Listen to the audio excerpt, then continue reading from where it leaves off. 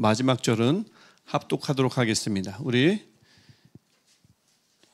제가 먼저 읽겠습니다. 안식 후 첫날 새벽에 이 여자들이 그 준비한 향품을 가지고 무덤에 가서 돌이 무덤에서 굴려 옮겨진 것을 보고 들어가니 주 예수의 시체가 보이지 아니하더라. 이로 인하여 근심할 때에 문득 찬란한 옷을 입은 두 사람이 곁에 섰는지라. 여자들이 두려워 얼굴을 땅에 대니 두 사람이 이르되 어찌하여 살아있는 자를 죽은 자 가운데서 찾느냐. 여기 계시지 않고 살아나셨느니라. 갈릴리에 계실 때에 너희에게 어떻게 말씀하셨는지를 기억하라. 이르시기를 인자가 죄인의 손에 넘겨져 십자가에 못 박히고 제3일에 다시 살아나야 하리라 하셨느니라 한데 그들이 예수의 말씀을 기억하고 1부 때도 그러시 이거 제 거예요. 무덤에서 돌아가 이 모든 것을 11 사도와 다른 모든 이에게 알리니 이 여자들은 막달라 마리아와 요한나와 야고보의 모친 마리아라. 또 그들과 함께한 다른 여자들도 이것을 사도들에게 알리니라.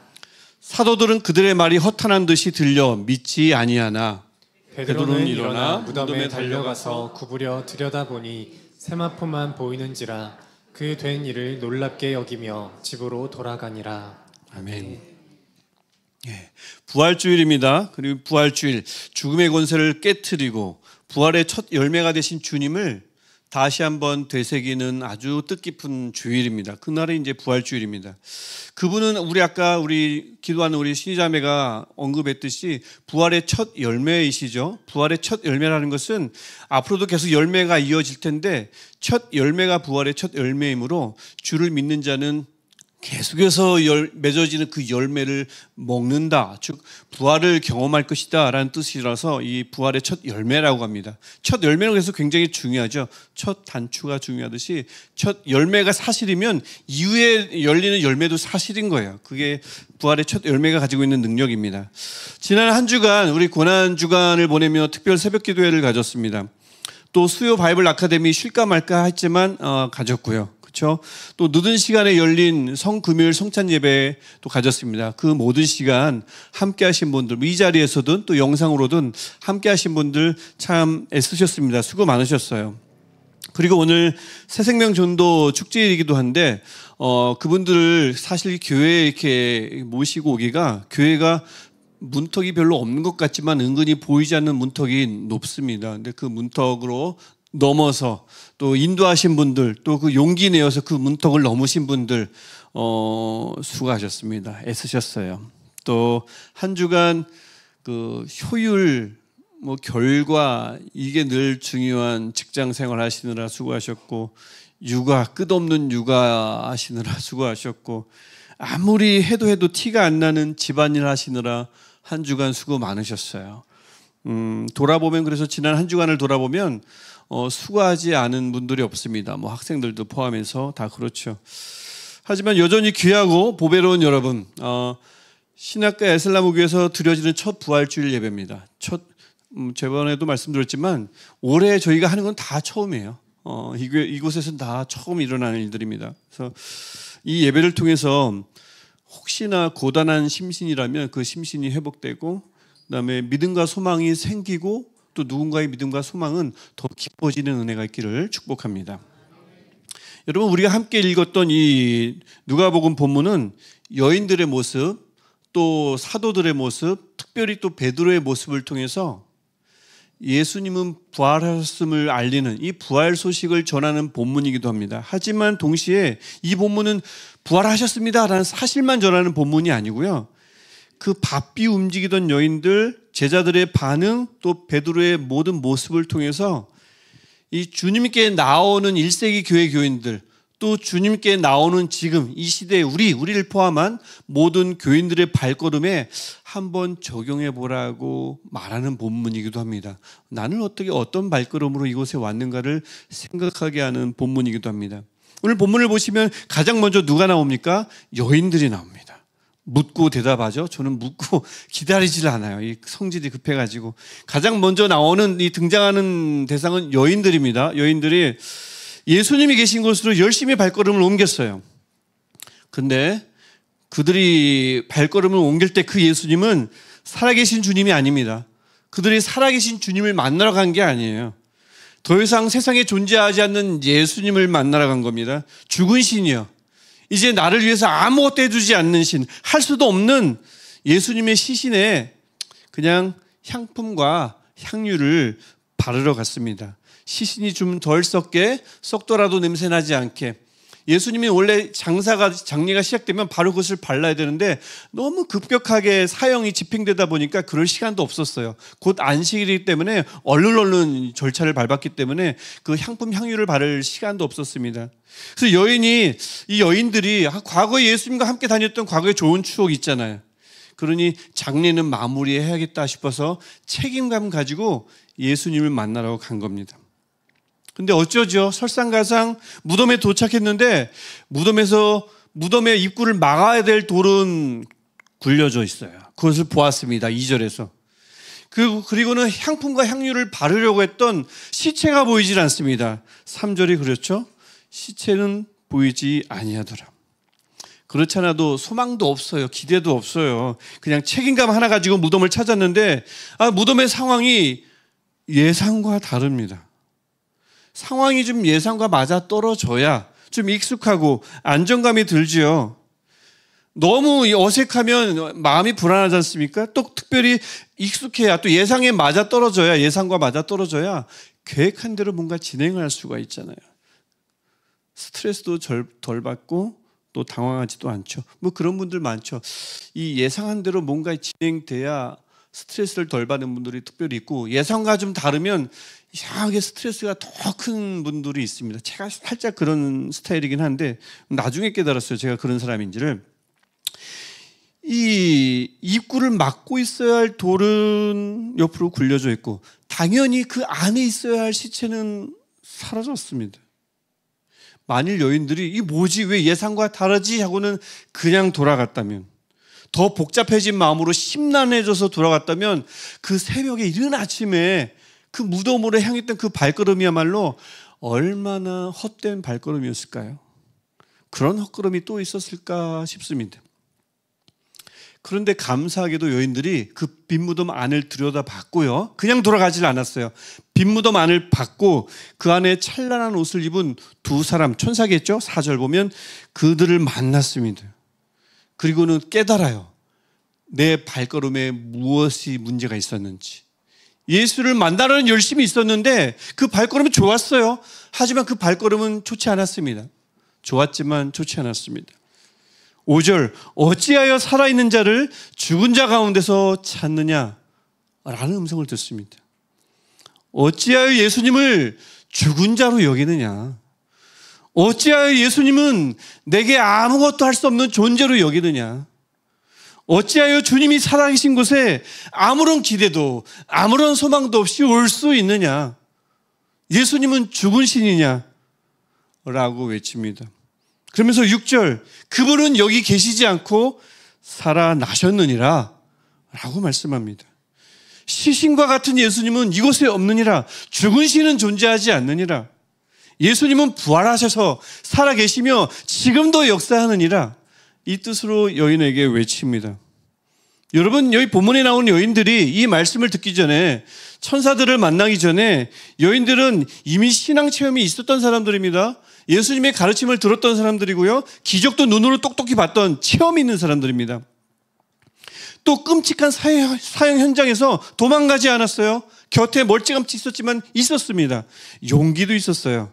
무덤의 위치를 확인하고는 그 이르마침 향유와 향품을 가지고 무덤으로 향할 정도로 열정도 있었습니다. 부지런했습니다. 열심히 대단했어요.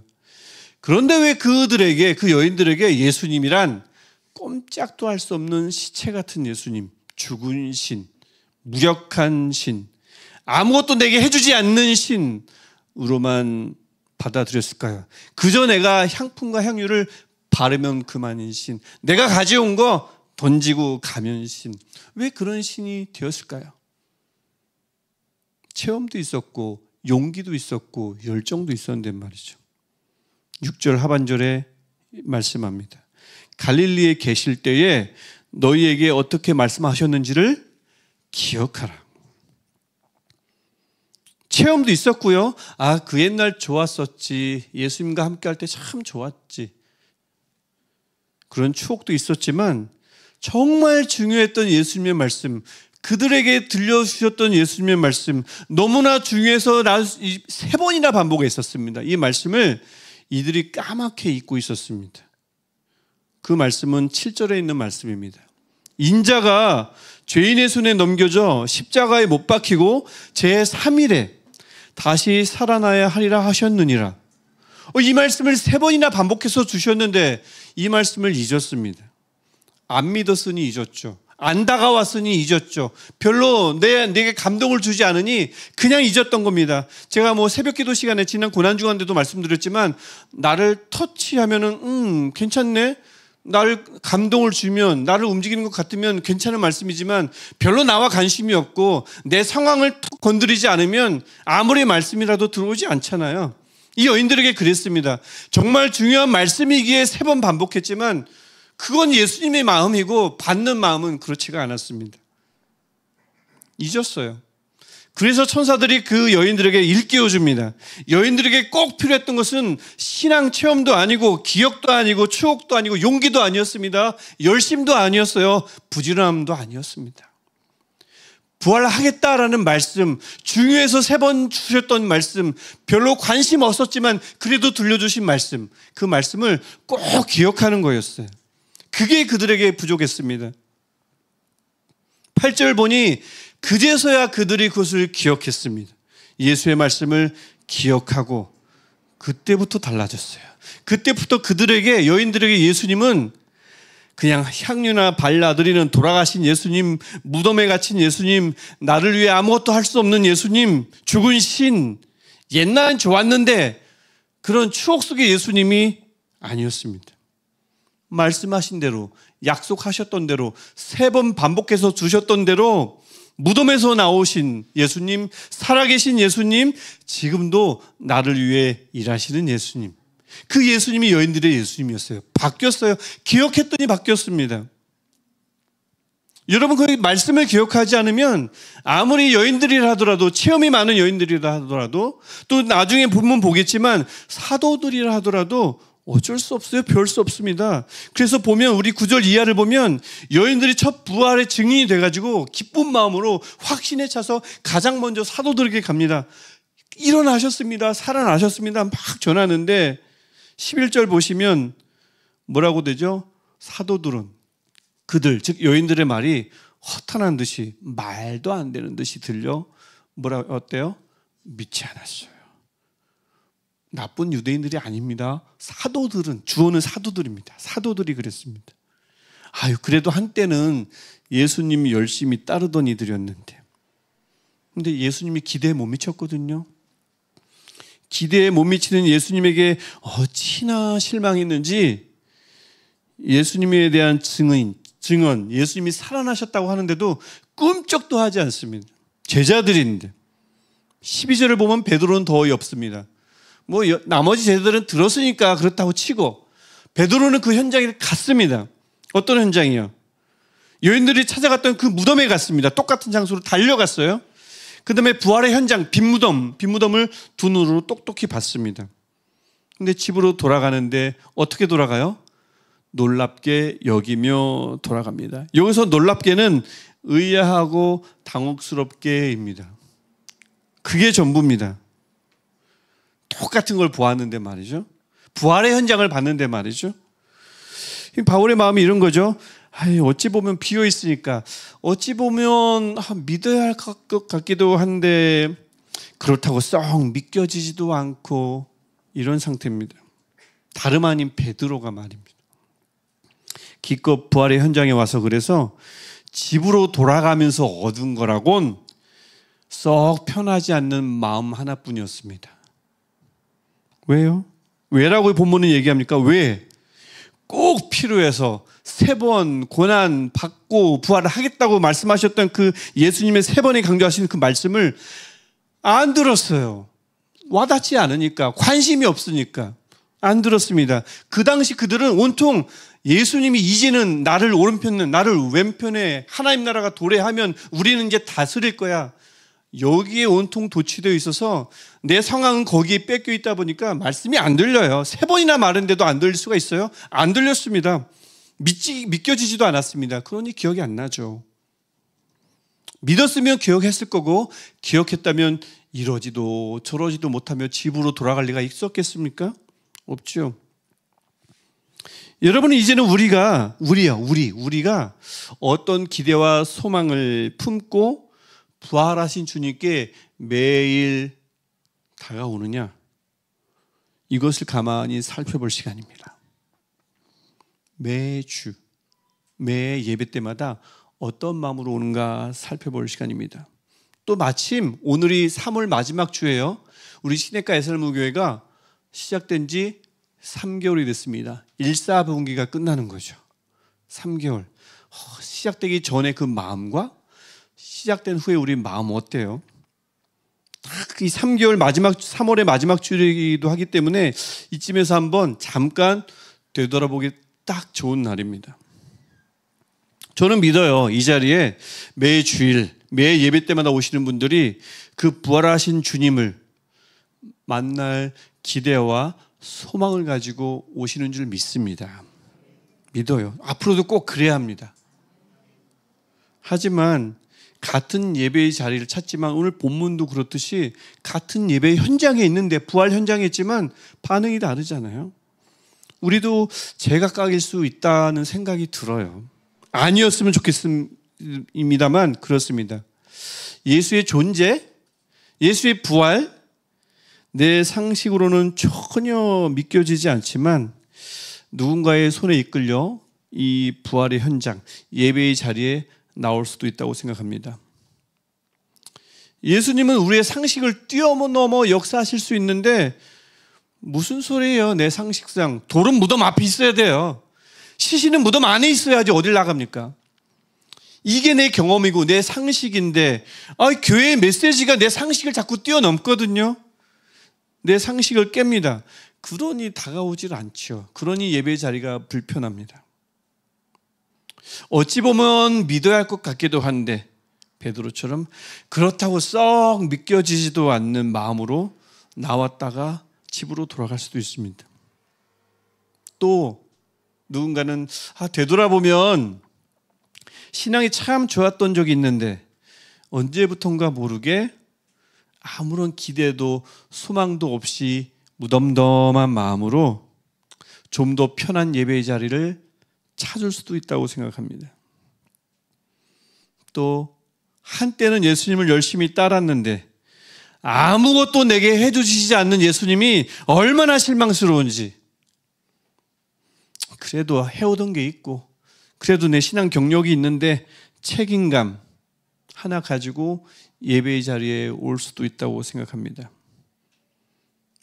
여러분, 제가 지금 방금 들어드린 예는 형편없는 이들에게서 끄집어낸 예가 아닙니다. 신앙 체험과 열정이 있던 여인들, 다름 아닌 그 11 제자들, 사도들이 보여준 사례를 조금 길게 늘려서 풀어드린 것뿐입니다. 이들이 왜 이런 모습을 가졌다고요? 그들에게 꼭 필요했던 말씀, 그것을 안 믿었고요, 안 새겼고요, 기억하지 않아서 그랬다고 오늘 본문은 분명하게 얘기합니다. 그래서 오늘 본문은 우리 모두에게도 높아심을 가지고 여전히 말씀한다고 저는 생각합니다. 어찌하여 살아있는 자를 죽은 자 가운데서 찾느냐? 어찌하여 예수님을 죽은 자로 여기느냐? 어찌하여 예수님은 내게 아무것도 할 수 없는 그런 무력한 존재로 여기느냐? 어찌하여 주님이 살아계신 곳에, 주님이 역사하시는 곳에 아무런 기대도 아무런 소망도 없이 그냥 나올 수 있느냐? 오늘 말씀은 우리에게 동일하게 말씀합니다. 그분은 여기 계시지 않고 살아 계셨느니라, 살아나셨느니라, 그리고 살아 계시느니라. 여러분, 이곳은 빈무덤이 아닙니다. 여러분, 이곳은 무덤이 아닙니다. 빈무덤입니다. 예수님이 계시질 않아요. 빈무덤입니다. 예수님은 부활하셔서 살아나셨습니다. 살아 계십니다. 이곳에 계십니다. 그래서 여러분, 여인들처럼 여러분에게, 우리에게, 내게 주어진 말씀을 꼭 떠올려 보십시오. 애써 간절히 잘 안 떠오르더라도 한번 떠올려 보십시오. 그래야 행여라도 부활의 현장을 봤는데, 현장을 목격했는데 베드로처럼 자칫 불편한 마음으로 집으로 돌아가면 안 되니까 그렇습니다. 한번 떠올려 보십시오. 분명히 꼭 필요한 말씀을 하나님이 여러분에게 여러 번 주셨을 거예요. 어쩌면 오늘 본문이 그 말씀일 수도 있습니다. 살아나셨다, 이 말씀일 수도 있습니다. 분명히 모든 분들은 이 교회, 어떤 교회든 예배의 자리에 계속 참석하셨던 분들은, 또 앞으로 참석하실 분들은 하나님이 하셨던 말씀이 있고 하실 말씀이 꼭 있을 겁니다. 꼭 그 말씀을 꼭 기억해야 합니다. 새겨야 합니다. 나 지금 마음이 이런데, 내 심정이 이런데 나와 전혀 상관없는 말씀 흘리지 말고 꼭 기억하십시오. 의미 없는 말씀은 없어요. 목적이 없는 말씀은 없습니다. 의미가 있기에, 의도가 있길래, 목적이 있길래 말씀은 들려지거든요. 꼭 기억하셨으면 좋겠어요. 그래서 내게 주어진 말씀을 기억하는 것, 주어진 은혜를 기억하는 것이 때로는 뭔가 들어보지 못한 새로운 가르침을 찾느라 열심 내는 것, 그것도 중요해요. 지금 마음이 고난데, 좀 허망한데, 좀 헛헛한데, 뭔가 은혜가 되는 말씀 없을까? 유튜브 영상 찾아보고, 그것도 의미 있습니다. 하지만 때로는요, 새로운 것 찾는 것보다 이미 내게 주어진 말씀, 이미 내게 여러 번 반복돼서 내 귀에 들렸던 말씀, 나는 뿌리쳤지만 사실은 중요했던 그 말씀을 떠올리는 것이 더 귀할 때가 있습니다. 오늘 본문도 그렇잖아요. 메시아를 2번 잃었어요. 돌아가셔서 잃고, 무덤에서 잃고 2번 잃었습니다. 좀처럼 쉽지 않은 상황입니다. 큰 상실감에 빠졌습니다. 그런 여인들을 하나님께서 예수님의 말씀이 기억나게 하시고, 여인들뿐만 아니라 사도들도 결국은 회복하게 하셨거든요. 우리 같이 기도할 텐데, 그래서 하나님은 오늘 우리에게도 말씀을 주시고 꼭 필요할 때 기억나게 하실 줄 믿습니다. 하지만 이 말씀을 기억하고 여러분도 순간순간 내게 주셨던 말씀을 자꾸 떠올리시면 좋겠어요. 기억해야 할 말씀이 분명히 있을 겁니다. 옛날에 나를 건져주셨던 그 말씀, 잠자던 내용을 깨웠던 그 말씀, 바닥을 쳤는데 나를 다시 이렇게 세웠던 그 말씀 있을 겁니다. 하나님께서 그 마음을, 그 기억을 만들어주시고 기억나게 하시사 여러분뿐만 아니라 저뿐만 아니라 여인들처럼 주변의 사람들에게도 회복을 가져다 주게 하실 줄 믿습니다. 저는 그래서 간절히 바랍니다. 이 교회에서 드려지는, 우리 교회에서 드려지는 매 예배의 자리가 빈 무덤이었으면 좋겠어요. 돌은 무덤 앞에 있어야지, 시신은 무덤 안에 있어야지, 이런 상식을 뛰어넘는 빈 무덤, 내 상식을 뛰어넘어서 돌은 굴려져 있고 예수님은 무덤 안에 시체인데 계시지 않는, 살아나셨으니까 그런 내 상식을 뛰어넘는 빈 무덤의 자리가 됐으면 좋겠고요. 그래서 기쁨의 자리가 됐으면 좋겠습니다. 그래서 집으로 돌아갈 때에, 예배드리고 집으로 돌아갈 때에 그 발걸음이 기쁨에 차고 확신에 차서 집으로 돌아가시기를 주님의 이름으로 간절히 축원합니다. 우리 같이 기도했으면 좋겠습니다. 우리 한 마음으로 기도했으면 좋겠는데, 주님, 내게 주셨던 말씀이 있잖아요. 내게 주셨던 은혜 있잖아요. 상황 때문에, 현실 때문에 지워지지 않게 없어서 그냥 무덤덤하게 하나님이 계신 곳 습관처럼 책임감 하나 가지고 나오지 않게 없어서 기쁨 얻고 소망 얻고 하나님을 만나고 돌아가는 그런 자리가 되게 없어서 우리 같이 이 마음 가지고 함께 한 마음으로 할렐루야로 기도하겠습니다. 할렐루야. 오늘도 우리 안에 계시고 우리에게 말씀하시며 하나님은 살아계신다.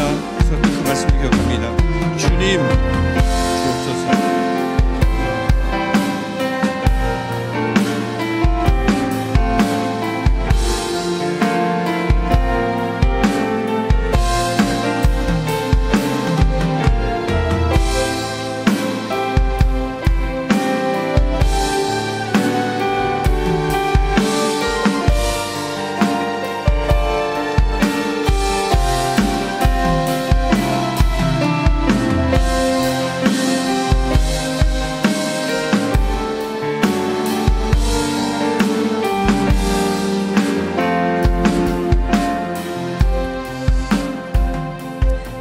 하나님, 우리에게 오늘도 말씀을 주셔서 감사합니다.